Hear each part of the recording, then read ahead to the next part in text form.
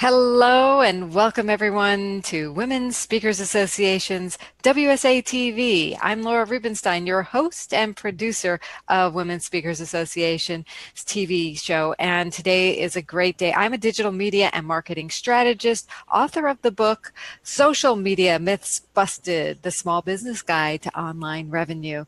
You can find me online at transformtoday.com. I'm a digital media and marketing strategist. And today, what we're talking about is this perfection trap that many of us get sucked into, but we want to overcome it and live on purpose. And we have experts today to share with you this. I'm going to take my screen off screen sharing and go say hi to them. So, hello, Miss Tracy. Hi, Laura. Hi. How are you, Tracy? I'm great. I'm very good today. How are you? Good. You want to tell us your name and where you're coming in from? Yes. Hi, everyone. Thank you for joining. My name is Tracy Francis Smith, and I'm currently in the British Virgin Islands. I'm a leadership mentor and motivational speaker, and I'm here today with a fabulous set of ladies to speak about this perfection trap. Thank you for tuning in. We're excited to have you, and let's say hi to Ulrika. How are you? Hi, I'm doing great, Laura. Thanks. Yes, I'm Ulrika, and I'm a time management coach and speaker, and I'm calling in from Novato in California. And you can find more information at makingtimefforwhatmostmatters.com. Beautiful. Glad to have you. And hi, Kimberly. Hi, Laura. My name is Kimberly Jones. I am a master life and empowerment coach and the author of And You Shall Decree a Thing. I'm coming in from Atlanta today, and you can find out more information about me at www.kimberlyj.net. Lovely. All right. I know you're a power team here in Powerhouse, and this is a really important topic about perfection. Many of us get trapped in this idea of perfection. Sometimes it's not a bad thing, but you know, when it does become a burden and a problem, I would love to hear your advice on how to overcome it and really focus in on living on purpose. So, Tracy, let's go to you. What is this perfection trap, and how do we overcome it and live on purpose? What advice do you have? I once was in the perfection trap, so I'm gonna say I was guilty of that. And the perfection trap is what you find is that you're trying to adhere to and trying to be what society tells you that you must be. But how to overcome that perfection is recognizing that we are all humans and there is no such thing as perfection. For this reason, the aim should not be to basically live life for society or by society's ideals, but rather to be focused on the teaching of Jesus Christ and to be more Christ-like. Well, it's powerful to remember that there's no such thing as perfection, isn't it? There is none. It's great. Thank you for that. And Ulrika, what advice would you like to give about perfection, overcoming it, and living on purpose? Yeah, I think to build on what Tracy was saying about first having this zoom out view where you look at how do you actually want to live your life, not according to someone else's rules.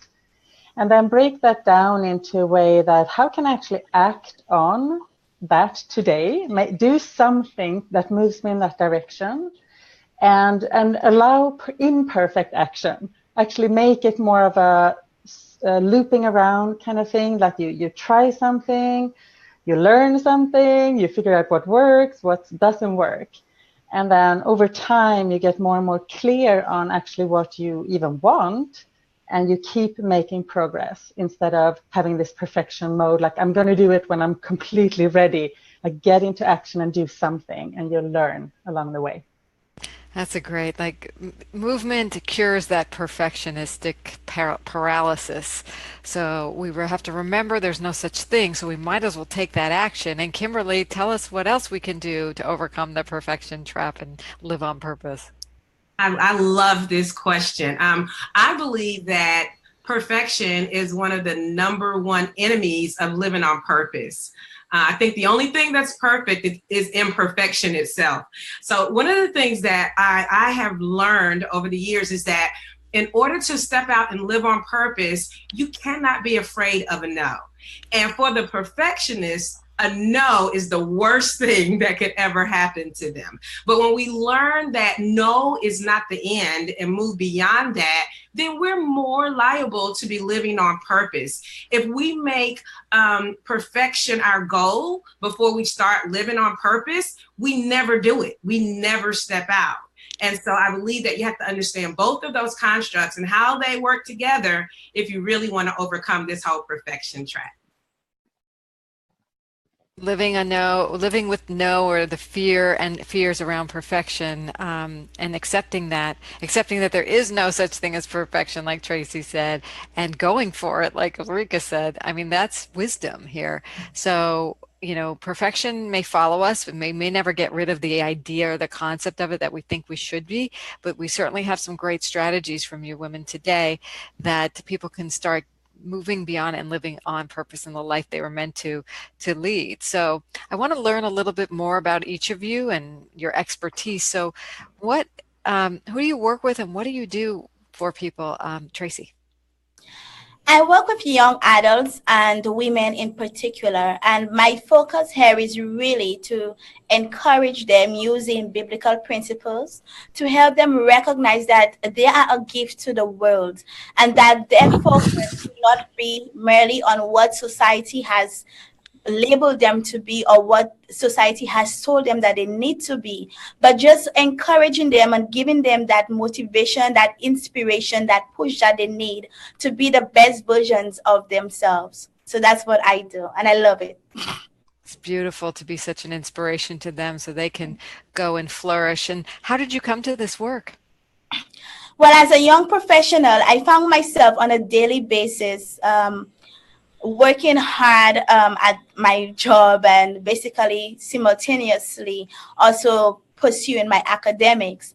But at the end of it, I was always told, no, or you're good, but. And so very soon it started breaking down my confidence and I started feeling like I was not good. I started feeling like a failure. But then one day my back was literally against the wall. There was nobody I could turn to. And it was in that moment, and for me, I picked up the Bible, and in that human manual is when I recognized and started reading it, and I saw all the promises of God for my life, and that just invigorated me. It made me step out with confidence and faith, and basically, I'm using that very same principles to actually inspire other persons, young adults and women in particular. Beautiful story. Thank you. Thank you for the work you're doing with young people and women. So, Ulrika, tell us about the work you do. Who do you work with and what do you do for them? Sure. Yeah, I work mainly with busy women professionals. And the way I work with them is to, rather than looking at like really for our life, what is our life purpose? That's kind of too big of a question. I help them break it down into the different roles they're in their life. And then for each role, as a mother, as a business owner, as all these roles we're in, what is your intention? What really, really deeply matters for you in that role? And then we go from there to break it into, so what are you going to do about it? What are some projects you might take on? And what is really something specific you can start getting into action today? Beautiful. And don't you do something with some time management work as well? Yeah, so this is a time management system because I actually believe that the way you spend your time is actually the way you spend your life. So I think of it more as I have specific formats that we go through, and I actually used to work in a corporate environment, and we had this methodology called Agile. So I've borrowed some principles from that really makes it this iterative, really juicy way of working through, what are we aiming for? And then how do we actually spend our time according to what matters to us? It's beautiful. So is that how you came to this work, or how did you come to this work? Yeah, so I was for a couple of decades in a corporate environment and learned a lot of things, but knew really that I wanted to work more individually with people in a way that I could affect really their quality of life and like what really matters to them. So I shifted, I left my job about 5 years ago and really went into doing coaching and working one-on-one and in small groups with people. Oh, you're muted. Thank you. So I love the synergies that are going on here because, Tracy, you talked about having a guide, the Bible, and really knowing how to go to your next step or getting a different perspective on life. And then, Ulrika, you bring in the agile system, the structures that corporate brings to you, and how you can overcome perfection by knowing what your role is and living in alignment with that. So Kimberly, let's go to you. Who do you work with and what do you do with them and for them? Well, I think I'm a little bit of mix between Tracy and Ulrika there. I consider myself to be a motivational catalyst. When I started Living on Purpose Life and Empowerment Coaching several years ago, my main aim was to reach women who are ready to come out of the watered down version of themselves. And it's really important to me to empower women to be bold and to walk out their purpose and to make every day count. I say that all the time. I really believe that God has called me to be that spark that kind of ignites that fire of purpose and passion on the inside of women. And so I work with women from different backgrounds, women who are entrepreneurs, women who are in ministry, women who are aspiring to be authors, who are trying to empower their relationships. And so those are some of the things that I love to do, I'm passionate about, and I just love to see women wake up and just walk out what it is that they're supposed to be walking out. That's awesome. So how did you come to this work? My past is pretty sordid. And so I've had to overcome so many things, Laura. And it's just been through my faith and just through my perseverance that I've been able to overcome some of these things. And it's always been my passion to say, you know what, if I can prevent another woman from going through some of the things that I've gone through or give them a way out, then I'm all in. And so my desire to see women go to new levels and heights that they've never been to before is what keeps me going. I just love to see women break out of the box. I believe that we're all a solution to somebody's problem and an answer to somebody's question. Now that's profound. Awesome. Thank you. So we've gone through a lot here. We've heard the amazing things you women do and how you work with others.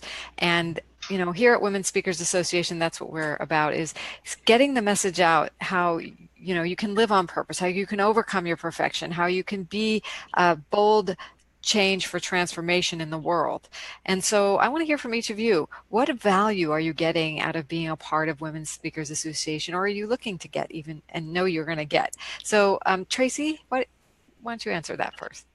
I get excited every time I think about Women Speakers Association, because Women Speakers Association, the value that it has added into my life purpose, it basically keeps me fired up with all the ongoing training, exercising, the networking, connections, etc., and having somebody like you, Laura, and I mean having you guiding us along the way and just giving us tips, that is the most profound, because in that way what happens is that I'm able to walk boldly and confidently each step into fulfilling my purpose, and that's on a global market. Wow, thank you. Okay. Ulrika, top that. What does Women Speakers Association do for you? Well, what I love about Women Speakers Association and why I actually joined was that there's so many resources and templates and tools and information that I can use, and really also it actually helps me claim the title, or like I am a speaker. So even becoming part of the association helped enforce that for me. And I feel like it's just even the beginning of what I'm going to get out of it by hopefully collaborating with others and just being inspired by what others do as well. Bravo. Thank you. Thank you for being a part of Women Speakers Association. We definitely are, like Tracy and Ulrika have said, a sisterhood. We have your back. We pump you up in the world and allow you to go confidently there. And we support you with tools and tips and networking. So Kimberly, what is the value of Women Speakers Association for you? Well, the value of Women Speakers Association for me is the fact that it allows me to deactivate the mute button. It allows me to have a voice. It allows me also to connect with wonderful women like the ones that I'm on this show with today, and yourself, and to know that I'm not in this thing by myself, that there are other women that are aspiring to do the same things. And I believe that iron sharpens iron. And so the Women Speakers Association really gives me a voice and opportunities even like this that I may not have had otherwise. That's right. So for those of you watching today, Women Speakers Association, we have a free level of membership waiting for you at joinwsa.com. But these women here have taken advantage of our premier level, and the connections, the tools, the advice giving, the opportunity to be seen, the directory. There's so many benefits for being a premier member that these are just a few. But check it out at joinwsa.com. We'd love to welcome you into the community, support you at the level you're at, bring your message out into the world, and show you how to do that in a bigger way. So thank you again for watching, and hopefully today's tips on how to overcome perfection and live your life on purpose from Tracy and Ulrika and Kimberly were exactly what you needed, inspired you to be all that you can, and move beyond paralysis and perfection into purpose and making the change you want to see in the world. So thanks, everybody. I'm going to put everybody on screen. We'll see you next week for our next episode of WSA-TV. Bye-bye. Bye.